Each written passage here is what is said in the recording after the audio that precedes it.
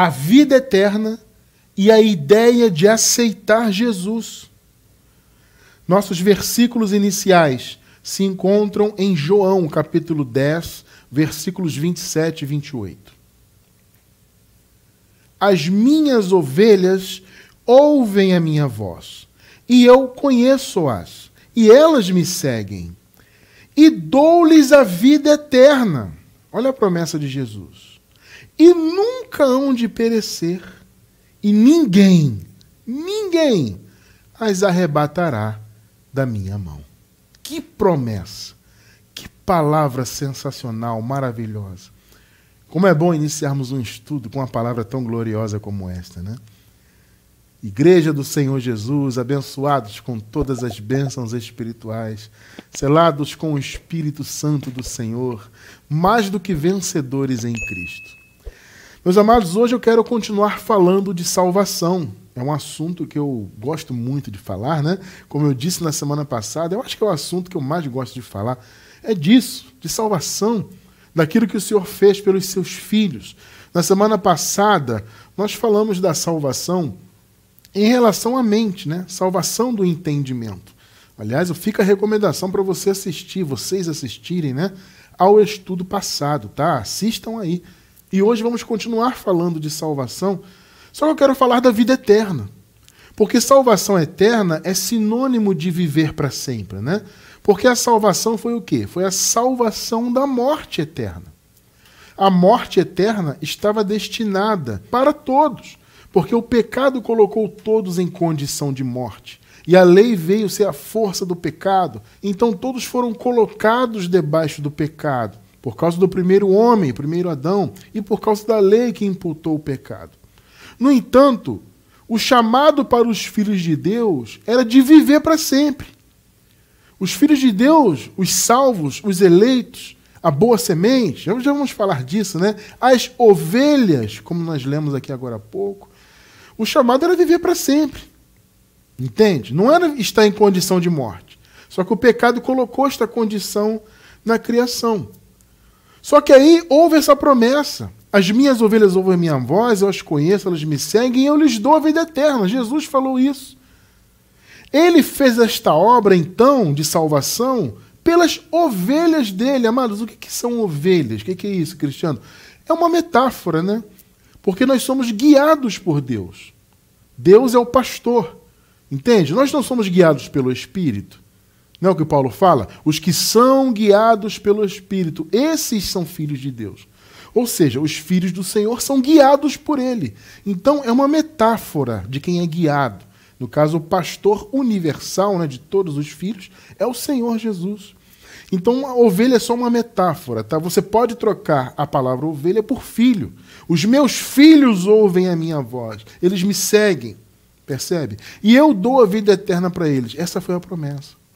Aliás, a vida eterna foi prometida aos filhos do Senhor antes dos tempos dos séculos. Nós vamos ver isso hoje aqui no estudo. Tá? Então, amados, veja bem, a vida eterna foi essa promessa do Senhor, ela já foi concretizada. Ou seja, todos os filhos de Deus já têm a vida eterna. Você vai entender por que disso. Tá? Quem são os filhos de Deus? Mais uma vez, são esses aqui destacados como ovelhas. Entende? São os filhos, os vasos de honra, os santos do Senhor. Esses, os filhos, foram escolhidos por Ele desde antes da fundação do mundo. Observe que a religião, de maneira geral, a que se diz cristã, eles não aceitam isso. Por que eles não aceitam? Porque a religião, eu já disse isso muitas vezes, eu vou repetir.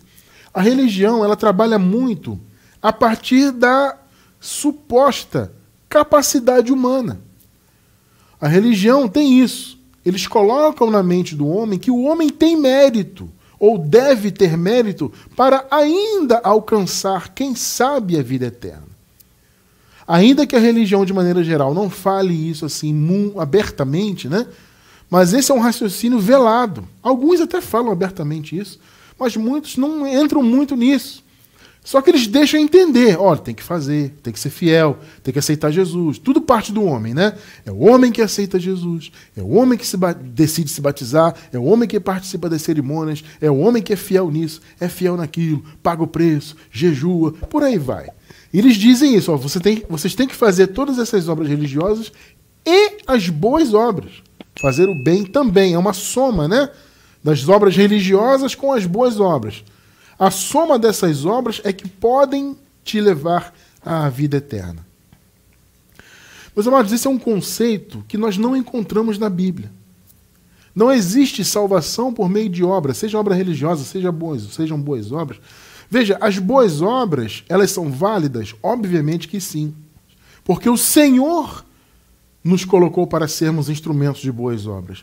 A palavra diz que as boas obras é que nós, né, fomos criados para as boas obras. Observe isso.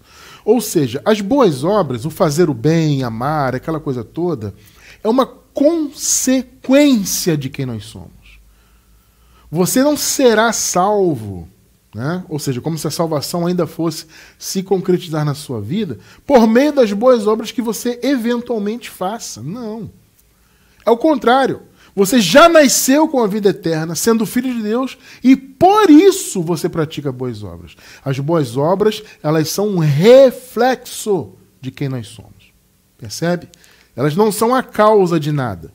Mas a religião diz que são. Repito, a religião diz que você tem que fazer as obras religiosas, tem que ter o seu mérito religioso. Mais uma vez, aceitar Jesus, participar de cerimônias, cumprir mandamentos, frequentar o templo, ser fiel nisso e naquilo, fazer todo aquele sacrifício religioso. É o que a religião diz. Essas são as obras religiosas. Mas as boas obras, fazer o bem. A junção dessas obras é que poderá, quem sabe, te levar à salvação. Isso é um absurdo total. Tá? Então, repito, a salvação foi dada para todos os filhos, de uma vez por todas. Percebe? Todos os filhos do Senhor, de todos os tempos. Mas, irmão Cristiano, por que de todos os tempos? Porque, abençoados, a obra de Deus foi atemporal. A obra de Deus foi para todos os filhos. Esses aqui que o Senhor Deus, no caso Jesus, né, ainda nos dias de sua carne, chamou de ovelhas, os filhos. Foi para esses que o Senhor fez a obra. A palavra diz assim, ó, em Mateus, no início do livro de Mateus, está escrito assim: o Senhor, se referindo a Jesus, salvará o seu povo dos seus pecados. Tremendo, né? O seu povo. Mas, irmão Cristiano, o povo do Senhor não eram os judeus, os israelitas? Não. Se você olhar segundo a carne, sim. Né? Quando diz assim, o Senhor salvará o seu povo. Bom, se você olhar só do ponto de vista da carne, obviamente o povo de Jesus eram os judeus. Só que a nossa visão não tem que ser carnal, é espiritual. Tá? Então, o seu povo são os eleitos dele, desde antes da fundação do mundo. Entende? São filhos dele no espírito, não são da carne. Aliás, recentemente nós estudamos sobre essa questão da filiação. Eu vou deixar na descrição do vídeo, tá? Quem está pela gravação, quer entender essa questão da filiação, estude esse link que eu vou deixar na descrição do vídeo. Tá? Porque os filhos de Deus não são os nascidos da carne. Não é o Israel da carne, percebe? Então, quando a palavra diz o Senhor Jesus veio salvar o seu povo, está se referindo à igreja, aos filhos dele no espírito. Então, tira essa visão carnal, não tem visão carnal nisso aí. Então, ele veio salvar o seu povo, ele veio fazer a obra pelo seu povo. Por isso ele falou, as minhas ovelhas, eu dou a vida eterna para elas. No contexto aqui, no versículo 26 do capítulo 10 de João, o que Jesus falou? Vocês não creem em mim porque não são das minhas ovelhas. Como eu falei, substitua a palavra ovelha, que é uma metáfora, por filho. Vamos pensar assim, vocês não creem em mim porque vocês não são meus filhos. Percebeu? Ou seja, para acreditar em Jesus, antes tem que ser filho. Né? Muitos têm essa ideia de que o aceitar Jesus existe porque... Aquela passagem do próprio livro de João, né? A todos quantos o receberam, deu-lhes o poder de se tornarem filhos de Deus. As pessoas se pegam nisso. Está vendo? Receber o Senhor. Gente, primeiro, receber não é aceitar. Receber é imperativo. Ou pode ser imperativo. Aceitar seria uma opção que a pessoa tem de querer ser filho de Deus ou não. Não existe isso na Bíblia. O receber é imperativo, ué. Ele é filho, ele ouve, ele recebe. As minhas ovelhas ouvem a minha voz e eu lhes dou a vida eterna. Vocês não creem porque não são meus filhos. Jesus não poderia tentar convencê-los? Olha, vocês não querem crer em mim, mas olha, se vocês me aceitarem, vocês vão alcançar a vida eterna. Vocês vão se tornarem filhos de Deus. Me aceitem. Vocês veem Jesus falar isso? Percebeu? Ele falou, vocês não creem porque não são meus filhos. Não são ovelhas, não são filhos de Deus. Ah, irmão Cristiano, mas a palavra diz, vinde a mim, né? Jesus disse, né? Vinde a mim. É um convite para quem quiser aceitar. Negativo. Por quê? Porque a palavra diz, ninguém... Olha só, o mesmo Jesus, observe bem, raciocine comigo. O mesmo Jesus que disse, vinde a mim, quem está cansado, é o mesmo que disse, ninguém pode... Vou repetir. Ninguém pode vir a mim se o Pai que me enviou não trouxer. Ou seja, o vinde a mim é só para quem Deus traria e trouxe. Não era qualquer um que, eu quero ir até Jesus. Não. Eu vou repetir. O mesmo Jesus que disse, vinde a mim, ele disse, ninguém pode vir a mim, a não ser que Deus o traga. Percebe que o negócio de aceitar Jesus, livre-arbítrio, é uma bobagem isso aí? Tá? Eu vou deixar na descrição do vídeo um estudo específico sobre o aceitar Jesus. Tá? Apesar do tema hoje ser esse, eu não vou me aprofundar tanto no conceito. Aliás, o tema do estudo fala assim, o blasfemo conceito de aceitar Jesus. Porque é uma blasfêmia. Não existe isso aí. Muito bem. Então, amados, o Senhor veio para salvar o seu povo, como falamos agora há pouco, né? Ele veio para salvar o seu povo dos seus pecados. Ou seja, não é 100% dos homens do ponto de vista individual. Não. Porque a religião raciocina assim. O Senhor veio salvar a humanidade inteira, 100% das pessoas do ponto de vista individual. Só que só vai ser salvo quem o aceitar. Quem quiser, né, receber essa salvação, vai aceitar a obra de Jesus. Gente, não tem isso na palavra. Mas apesar de não ter isso na palavra, isso é pregado quase que 100% das chamadas igrejas. Então, amados, nós temos que combater esses raciocínios. Entende? Não é combater pessoas. A minha luta não é pessoal, não tem nada contra ninguém pessoalmente. A minha luta não é contra o irmão. Ah, Cristiano, você luta contra o irmão que está ali na igreja. Não, amado, eu não tenho nada contra os irmãos. É uma luta em nível intelectual. É o que Paulo falou, é a destruição de fortalezas. No contexto, fortalezas são raciocínios contrários à palavra. Então nós temos que lutar contra esses raciocínios. Mais uma vez, não é contra as pessoas. Sabe? Não é luta pessoal, não é raiva, ódio de ninguém. Pelo contrário, temos que amar a todos. Só que nós temos que combater as falsas doutrinas. Então essa coisa de aceitar Jesus para obter a vida eterna por meio disso, e não é só por meio disso, né? Como eu falei no início, o aceitar é só o início. O camarada tem que aceitar, mas tem que entrar na igreja, frequentar o templo, batizar nas águas, fazer todo o cerimonialismo, fazer boas obras, etc, etc, etc, para quem sabe ter a vida eterna. Você não encontra nada disso na Bíblia. O que nós encontramos na Bíblia de verdade? A salvação predestinada para os filhos de Deus, que também foram predestinados a serem filhos. O Senhor veio fazer a sua obra pelo seu povo. Eu vou repetir o que está escrito no início da carta, do livro, né, de Mateus, se referindo à obra de Jesus. O Senhor salvará o seu povo dos seus pecados. Não é 100% da humanidade do ponto de vista individual. É o seu povo. E quem é o povo dele? Os eleitos antes da fundação do mundo, independentemente de etnia. Tá? Então, os filhos de Deus foram escolhidos por ele como filhos desde antes da fundação do mundo.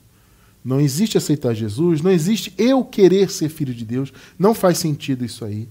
Tá? Alguns vêm com essa ideia, né? Eles sabem que não tem como negar a predestinação, porque está muito escancarado na Bíblia.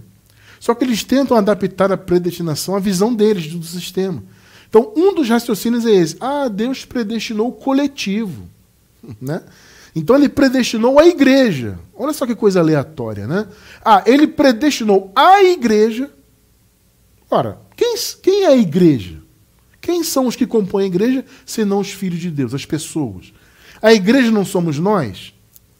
Você dizer que ele predestinou a igreja num sentido aleatório é algo totalmente subjetivo. Ele predestinou a igreja. Aí quem quiser aceitar Jesus entra na igreja e se torna um predestinado. Gente, pelo amor de Deus. A predestinação, amado, ela é tão individual que o apóstolo Paulo dá um exemplo de predestinação usando gêmeos. Olha só, que nasceram praticamente no mesmo tempo, do mesmo ventre, Jacó e Esaú. Um era eleito de Deus. Deus amou Jacó e odiou Esaú. Percebe a individualidade? Dois gêmeos, mas um era eleito e o outro não. Não tem isso de eleição coletiva. Ah, ele elegeu os judeus. Ele elegeu a igreja. Não, amado. Jesus elegeu os seus filhos, os filhos de Deus. Né? O Senhor Deus elegeu os seus filhos antes da fundação do mundo. Aceite a religião ou não. Mais uma vez eu vou dizer, eles não aceitam porque isso tira o mérito do homem. E a religião trabalha em cima do mérito. Por isso que eles não aceitam a visão da eleição de predestinação. Só que o mérito, queridos, é totalmente do Senhor. Tá? Vamos pontuar no Evangelho essa visão aqui. Romanos 8, versículos 29 e 30, nova versão internacional. Tá? É um clássico da graça, aliás, essas passagens, né? Esses versículos. Né? Pois aqueles, observem, aqueles que de antemão conheceu, também os predestinou. Ou seja, deu um destino prévio. Que destino é esse? Serem também filhos do Senhor. Percebe? Também os predestinou para serem conformes à imagem de seu filho. Ou seja, para que sejam filhos também. A fim de que ele, o filho, seja o primogênito entre muitos irmãos. Observe um detalhe. Jesus nasceu como unigênito. Não é o que diz a palavra? O unigênito de Deus. Por quê? Porque era o único filho. Mas, irmão cristiano, se Jesus era o único filho, como é que os filhos de Deus, né, foram predestinados? Jesus não era o único, gente. Unigênito significa o único filho nascido do ponto de vista humano. Tá? Ou seja, Jesus foi o único ser humano que nasceu diretamente pela intervenção de Deus. Todos os demais seres humanos nasceram a partir da união do homem e da mulher. Percebe? Só que Jesus não. Foi a intervenção divina no ventre de Maria que gerou Jesus. Neste sentido, Jesus foi o único ser humano filho de Deus. Por isso ele foi chamado de unigênito. Só que o Senhor predestinou os seus filhos para que eles fossem conformes à imagem de Jesus, para que ele, Jesus, não fosse unigênito, mas primogênito. Percebeu a diferença? Primogênito entre muitos. Então ele nasceu como ser humano, o único que nasceu diretamente pela intervenção de Deus no ventre de uma mulher. Percebe? Então ele foi unigênito. Só que, na verdade, o Senhor havia predestinado os seus filhos. Então Jesus, de unigênito, se tornou primogênito. Percebeu o ponto? Por que ele se tornou primogênito entre muitos irmãos? Porque os filhos de Deus foram predestinados. Versículo 30. E aos que predestinou, também chamou. Aqueles que de antemão ele conheceu, ele chamou. Aos que chamou, justificou. Aos que justificou, também glorificou. A obra foi feita completamente para os filhos de Deus. Irmão cristiano, ele conheceu de antemão, que nós lemos agora, né? Quando foi esse antemão? Antes da fundação do mundo. Efésios 1, versículos 4 e 5. Porque Deus nos escolheu nele antes da criação do mundo. Ou seja, nos escolheu em Cristo. Por quê? Porque foi através de Cristo que o povo de Deus foi reconciliado e feito filho. Tá? Porque Deus nos escolheu nele antes da criação do mundo, para sermos santos e irrepreensíveis em sua presença. 5. Em amor nos predestinou. Essa é a nova versão internacional, aliás, tá? Em amor nos predestinou. Percebeu? Ou seja, ele nos escolheu antes da criação do mundo. Então, os que de antemão conheceu. Antemão quando, irmão cristiano? Antes da criação do mundo. Em amor, então, ele nos predestinou para sermos adotados como filhos. Para você entender esse conceito de adoção, assista ao estudo de filiação que eu falei que vou deixar na descrição. Aí você vai entender essa questão da adoção. Tá? Para sermos adotados como filhos por meio de Jesus Cristo, conforme o bom propósito da sua vontade. Ué, não é a vontade do homem? Está escrito o que aí? Conforme o livre-arbítrio do homem? É isso que você está lendo aí, não? Ué, não. Conforme o bom propósito da sua vontade. Ou seja, a eleição e a consequente predestinação foi vontade de Deus. Ele quis eleger e predestinar aqueles a quem ele conheceu antes da criação do mundo. Gente, pare de discutir. Sabe, você que é religioso ainda e que está discutindo, debatendo, gente, pare com isso. Receba o Evangelho. O Evangelho não fala em aceitar Jesus. Veja, não existe nem essa frase na Bíblia. Pesquise na Bíblia o conceito. Aliás, pesquise a frase. Aceitar Jesus. Hoje em dia é fácil, né? Você pesquisa aí no computador, coloca lá, aceitar Jesus. Você não vai encontrar isso em lugar nenhum da Bíblia. Não existe, veja bem, não existe a frase aceitar Jesus e não existe o conceito. Percebeu, né? Não existe a frase, não existe o conceito. O Senhor elegeu os seus filhos. Ele é quem aceitou os seus filhos. Percebeu o contexto agora? Percebeu a visão? Foi ele que aceitou os seus filhos. Quem somos nós, amados, para aceitar Deus ou não? Isso é uma altivez humana. Não faz sentido. Quem somos nós? Ele é que nos aceitou. Por quê? Porque a prerrogativa é dele, foi dele. Então, abençoados, veja bem, a vida eterna foi prometida para esses. As minhas ovelhas, troque a palavra ovelhas, né, para filhos. Os meus filhos, eu lhes dou a vida eterna, aos meus filhos. O Senhor veio salvar o seu povo dos seus pecados, ou seja, os filhos dele. Esses que ele escolheu e predestinou. Esses que ele veio resgatar, salvar da morte. Esses são conhecidos na palavra do Senhor como boa semente. Não são duas sementes, o joio e o trigo? Então, a semente má, a semente boa. Vasos de honra, o trigo, né, como eu acabei de falar, joio e trigo. Ovelhas, ou cabritos. Os celestiais. Existem os terrenos, que têm origem apenas terrena, e existem os celestiais, que têm origem terrena? Tem, mas também têm a origem celestial. Percebe? Então, meus amados, a boa semente, o trigo, como eu disse, né? Ovelhas, os celestiais, esses foram eleitos por Deus. E esses tinham uma promessa antes da criação. Você vai ver isso na palavra comigo daqui a pouco. Já tinha essa promessa para eles antes da criação da vida eterna. Então, o Senhor conquistou a vida eterna de uma vez por todas para todos esses filhos que ele elegeu. Vocês estão entendendo? Todos os filhos de todos os tempos. É claro que aqueles irmãos, veja, os filhos de Deus, que nasceram antes da cruz, ainda debaixo do pecado, aquela coisa toda que a gente já estudou, né? Lá no Antigo Pacto, no Império das Trevas, eles tiveram, obviamente, uma experiência diferente da nossa. Porque eu, você, todos nós, somos filhos do Criador, né? Só que nós nascemos fora daquele conceito. Nós não nascemos antes da cruz. Logo, eu não nasci debaixo do pecado. Porque o Senhor Jesus, ele aniquilou o pecado na cruz. Isso está escrito em Hebreus, capítulo 9, versículo 26. O Senhor, pelo seu sacrifício, aniquilou o pecado. Tornou o pecado obsoleto, sem efeito. Percebe? Esse é o sentido. Tá? Ultrapassado, vencido, enfim. Então, acabou o conceito.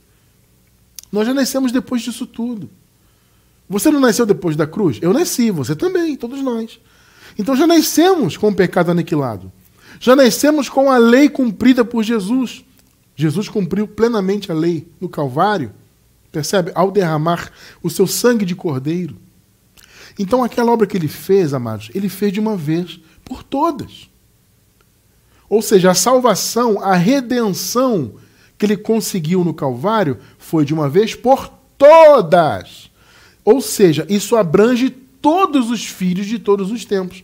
Aqueles que nasceram debaixo do pecado, antes da cruz, foram resgatados da morte.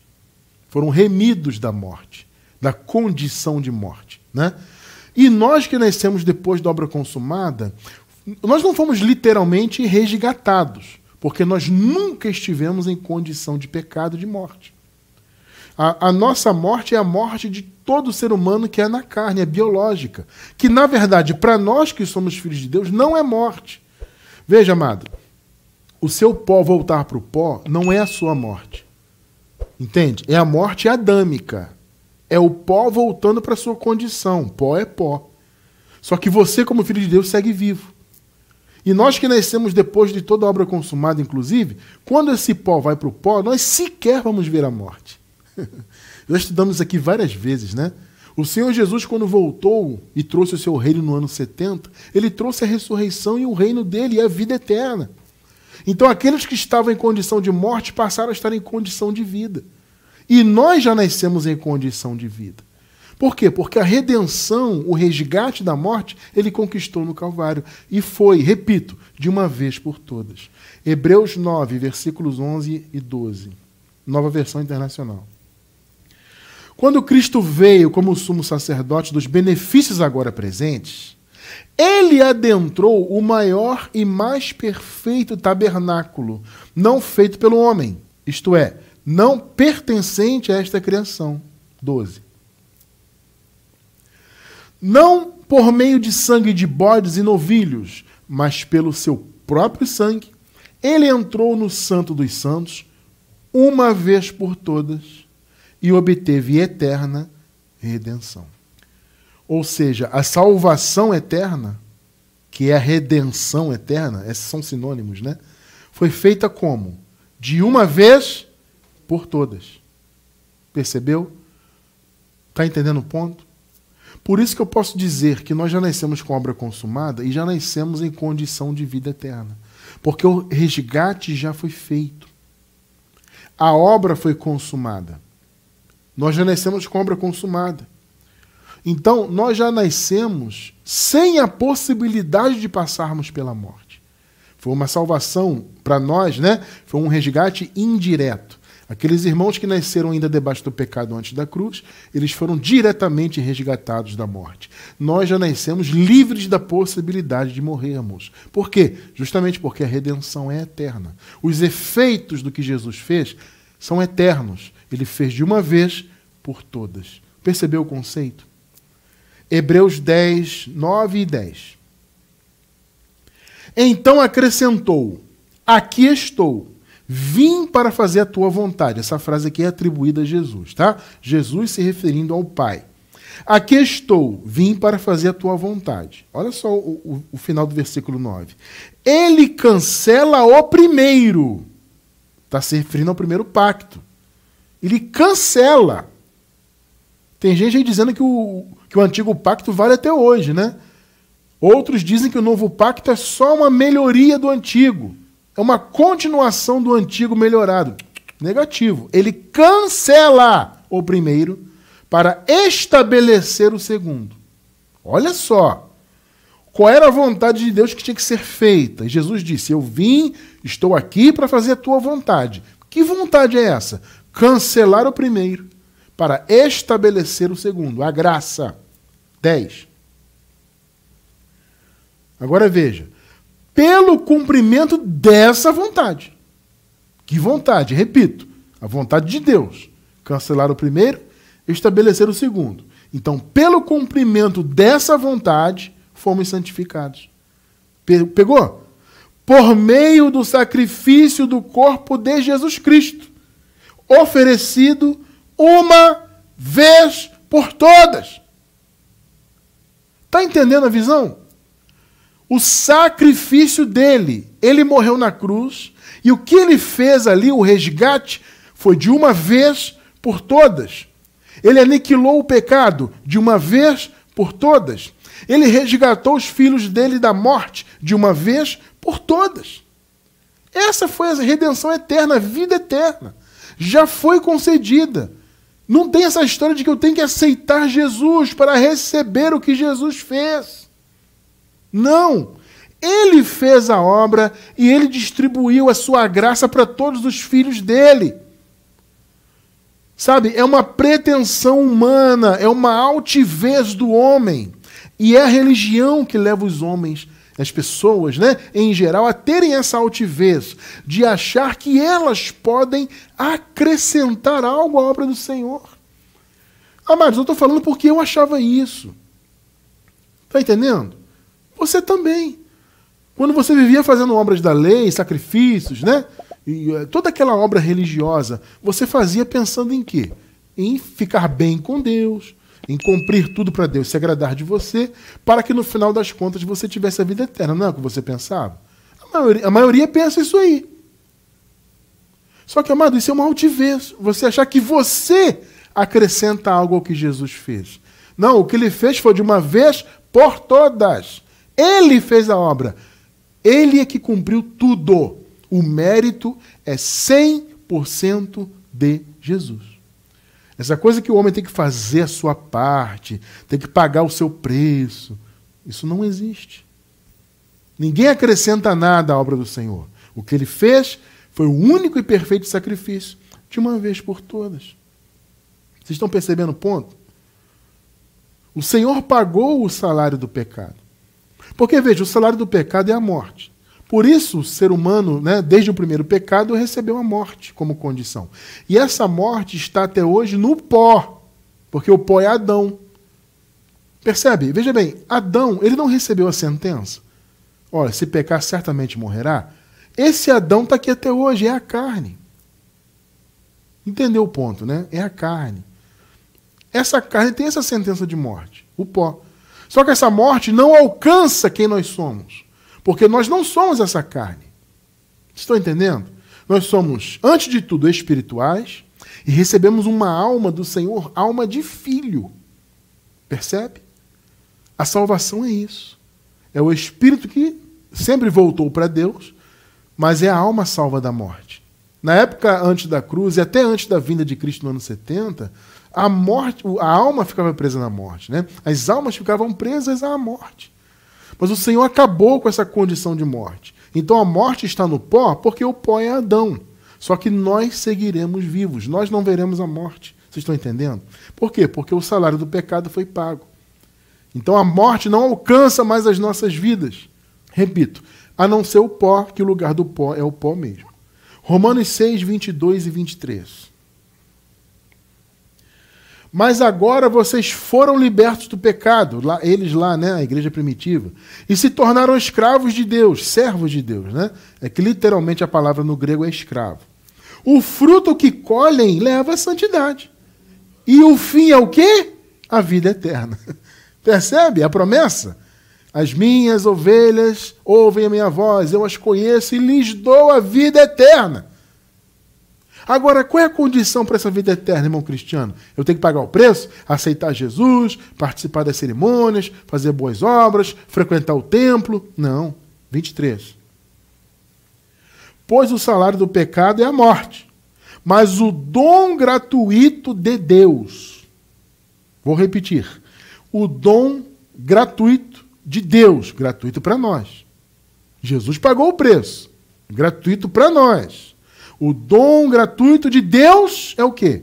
É a vida eterna em Cristo Jesus, nosso Senhor. Perceberam? A vida eterna foi um dom gratuito. Nada foi cobrado pela vida eterna.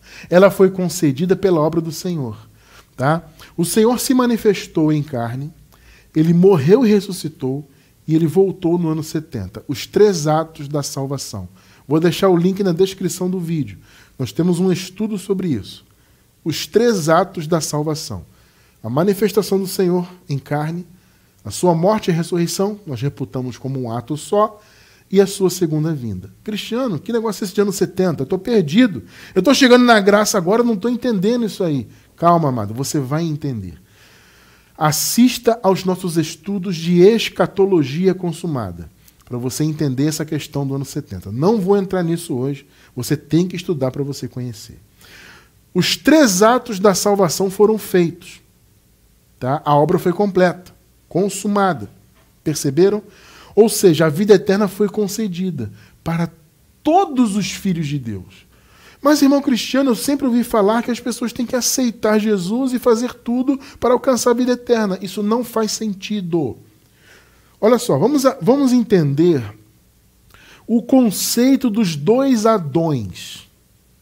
O primeiro Adão, que foi o primeiro homem criado por Deus, e o último Adão, o segundo homem, né, que Paulo fala. Quem foi o segundo Adão, ou o último Adão? Jesus. Vamos entender esse conceito. Observe aqui primeiro, 1 Coríntios 15, 47 e 48. O primeiro homem, que foi Adão, da terra é terreno. Ou seja, ele tem origem terrena. Apenas terrena. Né? O segundo homem, o Senhor, é do céu. Ou seja, Jesus teve origem terrena? Claro que teve. Mas ele também, obviamente, tinha origem celestial, porque ele era celestial. Esse é o conceito. Então, você observa que existem dois grupos. Os terrenos, que são como o terreno, o primeiro homem, ou seja, eles têm origem apenas terrena. E existem os celestiais. Quem são os celestiais? Aqueles filhos de Deus predestinados que nós vimos no início. Esses são os celestiais. Por quê? Porque eles têm origem terrena, mas também origem espiritual. Qual o terreno, tais também os terrenos. Percebeu? E qual o celestial, ou seja, assim como Jesus, também tais também os celestiais. Ou seja, os filhos do Senhor, que têm origem terrena, porque nasceram nessa vida terrena, mas também têm origem celestial. Assim como Jesus participou da natureza humana, mas também era celestial. Vocês estão entendendo? Aqui o apóstolo Paulo apresenta, então, o conceito dos dois Adões. O primeiro homem e o segundo homem, como ele falou aqui. O primeiro Adão e o último Adão. Ele também chama Jesus de o último Adão. Observem bem, vamos lá. Por que são dois Adões? Porque um é a figura do outro. São Adões análogos. O que significa isso? É o mesmo, só que com efeitos diferentes.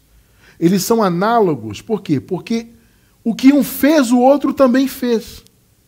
Só que um fez para o mal, o outro fez para o bem. O Paulo disse, então, que o primeiro homem era a figura daquele que haveria de vir, o segundo. Vamos ler isso já já, tá? O primeiro homem, figura do segundo. O que o primeiro homem fez para a humanidade, só que para o mal, o segundo homem fez para a humanidade, só que para o bem. São análogos, porém são opostos. Sabe aquela coisa? A carne milita contra o espírito e o espírito contra a carne, porque se opõem um ao outro. Então, carne Adão, espírito Cristo. Os dois Adões, análogos. O que um fez pela humanidade, o outro também fez. Só que um fez para o mal, o outro fez para o bem. Percebeu? Irmão Cristiano, por que isso é importante? Porque você entendendo isto, que vamos ler agora aqui na palavra, você vai entender de uma vez por todas que essa história de aceitar Jesus para obter o que Jesus fez é uma falácia, não faz sentido. Você vai entender isso agora, se é que você já não entende. Vou repetir. Observe. Dois Adões. Vamos raciocinar com calma. O primeiro Adão e o segundo Adão. Né? O primeiro homem e o segundo homem. O primeiro Adão e o último Adão. O Adão de fato e Jesus. Dois Adões que são análogos. O que os dois fizeram para a humanidade foi a mesma coisa no sentido da abrangência. Só que um fez para o mal, o outro para o bem. Vamos ler. Romanos 5, do 12 ao 18, nova versão internacional. Portanto, da mesma forma como o pecado entrou no mundo por um homem, o primeiro Adão, e pelo pecado a morte, veja, o que o primeiro Adão fez então foi para o mal, né? Foi maligno. Porque entrou o pecado no mundo e a morte. Assim também a morte veio a todos os homens, já vou explicar esse conceito, tá? Porque todos pecaram a partir de Adão, né? Irmão Cristiano, o que significa todos os homens? Vamos lá, gente. Antes de continuarmos a leitura, precisamos entender esse conceito em detalhes. O que significa todos os homens? Aqui, nesse contexto, significa todas as etnias. Aliás, há dois sentidos aqui nessa questão do todos os homens. Primeiro, são todas as etnias e todos os filhos de Deus. Vamos lá. Irmão Cristiano, mas espera aí. Os filhos da perdição também não morriam e também não pecaram? Sim. Os filhos da perdição também morriam, claro, porque todos os homens morriam, e também pecaram, todos pecaram, filhos da perdição ou da salvação, ou seja, todos estavam debaixo do pecado antes da cruz. Perceba isso. Só que nessa conta aqui, entra apenas os filhos da salvação. Então, todos os homens aqui são todas as etnias, todos os tipos de homens.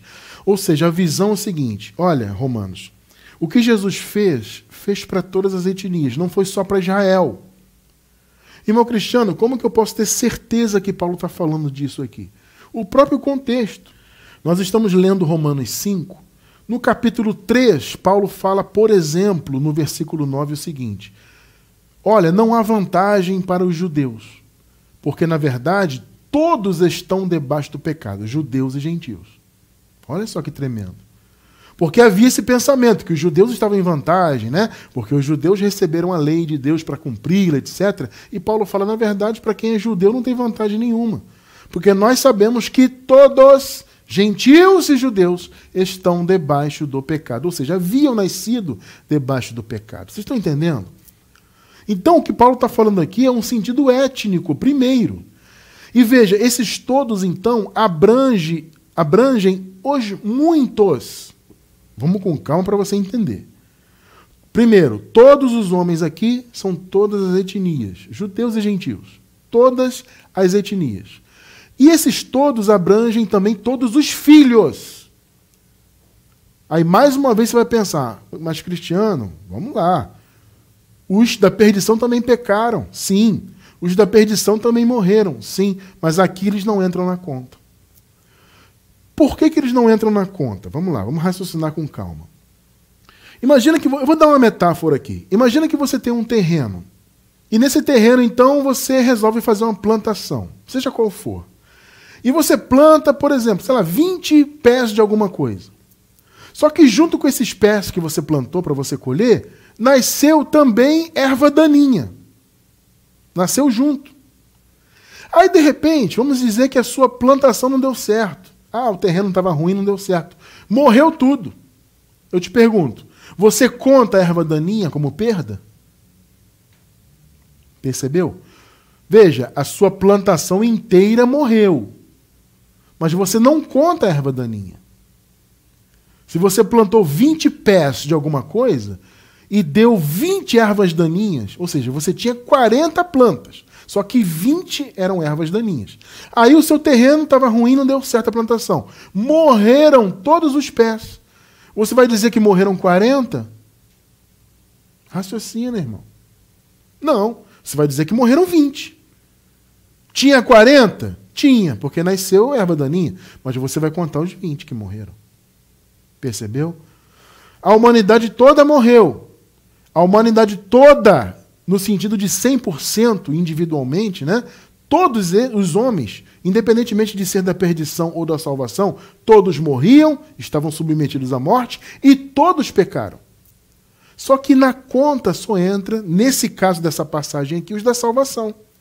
Esses todos, então, são os muitos que pertenciam a todas as etnias. Porque o conceito é esse, gente. As pessoas achavam que eram só os judeus. Não.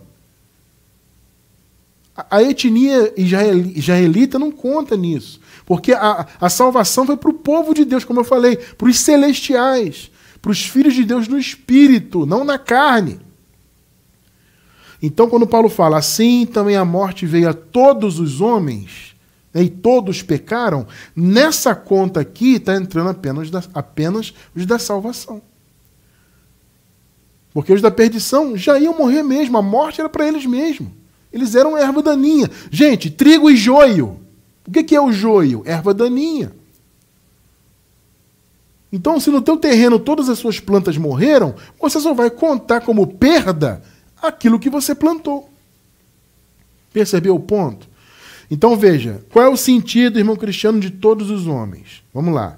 Ainda que todos morreram, os da perdição e os da salvação, ainda que todos estavam debaixo do pecado, os da perdição e os da salvação, nessa conta que Paulo está falando aqui, só entram os da salvação. Todos morreram, ou seja, todos da salvação, que não deveriam morrer, porque eram da boa semente, morreram. Por que todos os homens? Porque entre todas as etnias há filhos de Deus. E havia, naquela época, filhos de Deus. Eu acho que ficou bem claro, né? Bom, tendo isso em mente, vamos ler de novo 12 e ler o contexto. Vamos lá. Portanto, da mesma forma como o pecado entrou no mundo por um homem, e pelo pecado a morte, assim também a morte veio a todas as etnias, porque todos pecaram. Bom, já está em mente aí, né? O que significa isso? 13.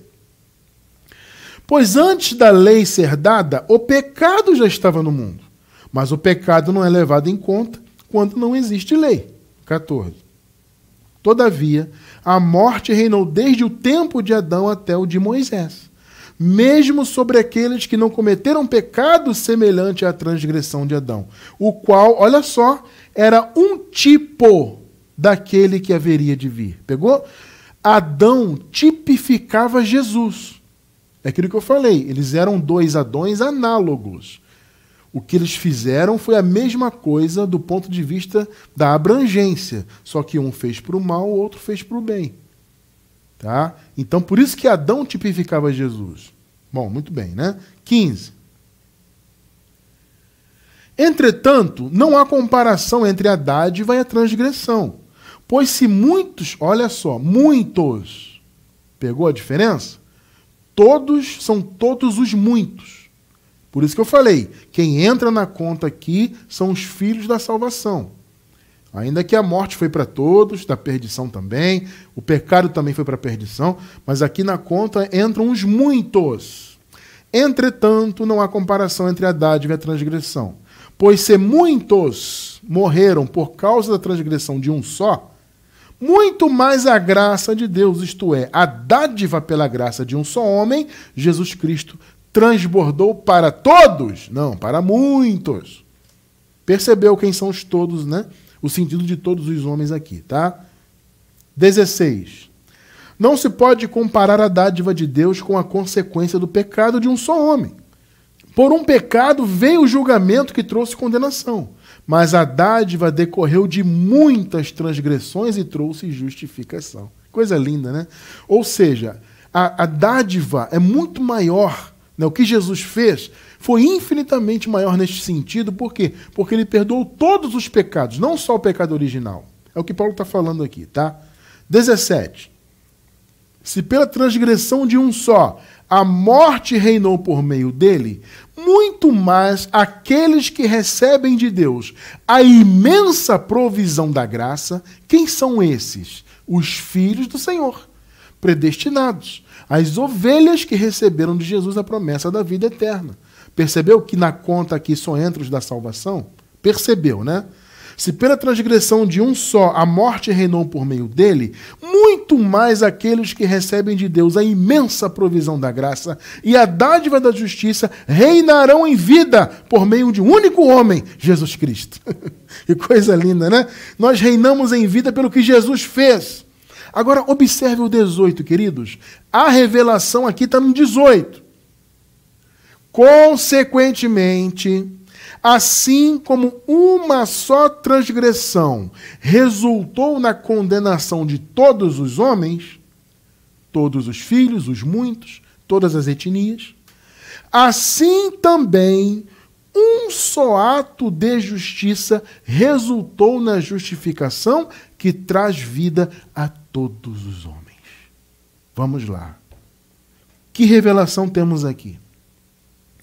Como eu falei, Jesus e Adão eram os dois Adões, né? Eles eram análogos. O que um fez, o outro também fez. O primeiro Adão trouxe a morte, pecado, né? Ele trouxe para todos os homens. Perceba. E Jesus fez a mesma coisa, só que para o bem. Ele trouxe vida e justiça para todos os homens. Lhe pergunto, para você que está me assistindo ao vivo ou pela gravação, alguém precisou aceitar Adão para receber na sua vida o pecado? O primeiro Adão que eu estou falando, né? Obviamente. Responde aí. Havia igrejas de Adão? Vem aqui, ó, aceite Adão, acesse a igreja de Adão, o primeiro Adão, cumpra os mandamentos do primeiro Adão para você receber na sua vida o pecado. Isso existiu? Claro que não, isso nem faz sentido. Agora pergunto, por que para receber a condenação não havia aceitar Adão? Por que não havia? Por que não havia uma igreja de Adão para você adentrar, uma denominação de Adão, ou várias, para você adentrar, se batizar, etc., para receber o que Adão fez? Não existe isso na Bíblia. Ora, se Jesus foi o segundo Adão, e ele era análogo do primeiro, então também não existe aceitar Jesus para receber o que Jesus fez. Pegou a revelação? Entendeu? Se para eu receber o que Jesus fez, eu como filho de Deus, eu tenho que aceitar Jesus por meu livre-arbítrio, entrar na igreja, seja ela qual for, me batizar, cumprir mandamento, fazer acontecer, fazer boas obras, para eu alcançar o que ele fez, que é o que todo mundo prega aí fora, a mesma coisa, uma vez que os Adões, né, eram análogos, a mesma coisa tinha que ser com o primeiro Adão. Olha, Adão pecou, mas para você se tornar um pecador, você tem que aceitar Adão. Qual é a lógica disso? Não tem lógica isso. Assim como não existiu aceitar Adão, não existe aceitar Jesus. São dois Adões análogos. Vamos ler de novo o 18? Vamos lá. Consequentemente, assim como uma só transgressão resultou na condenação de todos os homens, pegou aí? Uma só. Resultou na condenação, ou seja, a condenação se espalhou em todas as etnias e matou todos os filhos de Deus, que evidentemente não deveriam morrer, mas nasceram em condição de morte pela única obra de Adão, do primeiro.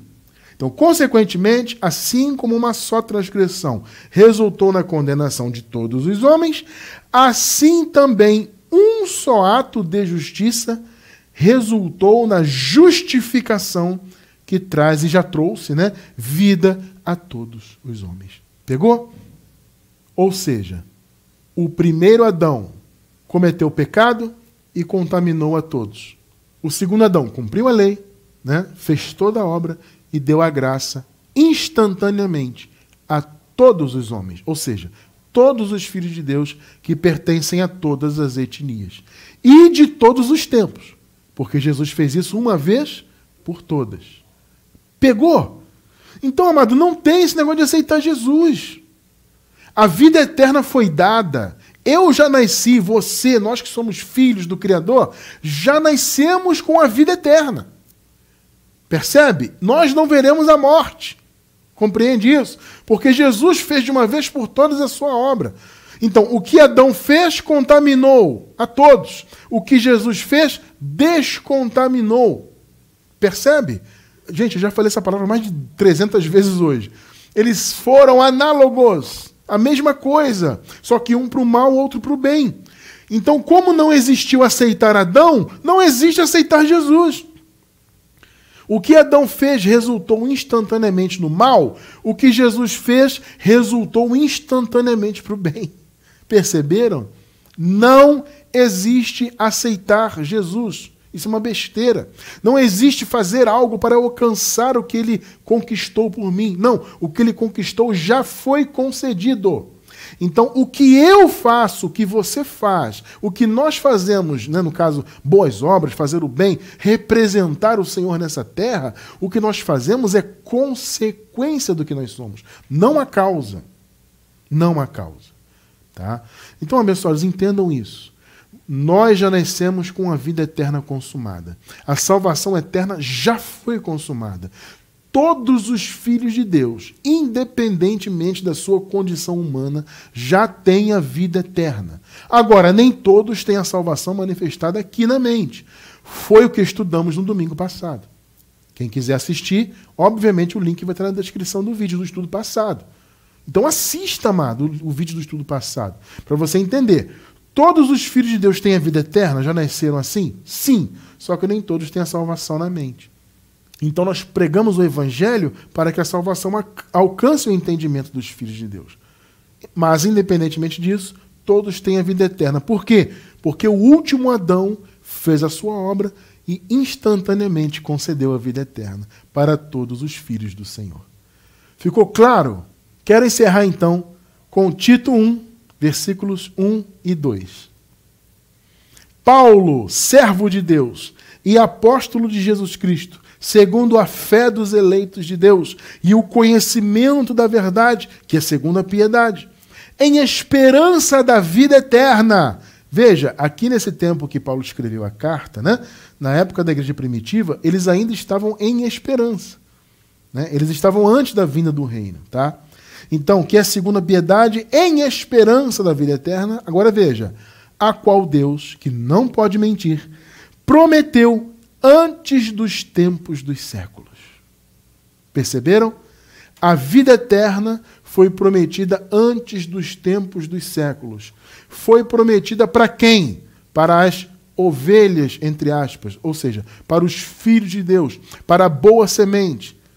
Como eu disse no início, a palavra diz, o Senhor Jesus veio salvar o seu povo dos seus pecados. Percebe? Então ele morreu pelo seu povo. Ele morreu por aqueles que ele, Deus, predestinou antes da fundação do mundo. Tá? Então, quando ele morreu e ressuscitou e fez toda a obra de salvação, instantaneamente todos foram salvos da morte. A morte acabou para os filhos de Deus. Vocês percebem? E essa promessa foi feita antes dos tempos dos séculos. Percebeu, amado? Assim como não existiu aceitar Adão para ser pecador, não existe aceitar Jesus para ser justo. Não existe isso. Entenda isso de uma vez por todas. A vida eterna já foi concretizada. Glória a Deus por isso. É tão bom saber isso, né? É tão maravilhoso saber que você tem a vida eterna, que você não verá a morte, que a obra de Jesus foi completa. Por isso estamos aqui, para glorificar ao Criador de todas as coisas por isso. Louvado seja o Senhor Jesus ressuscitado pela sua obra consumada. Graças a Deus.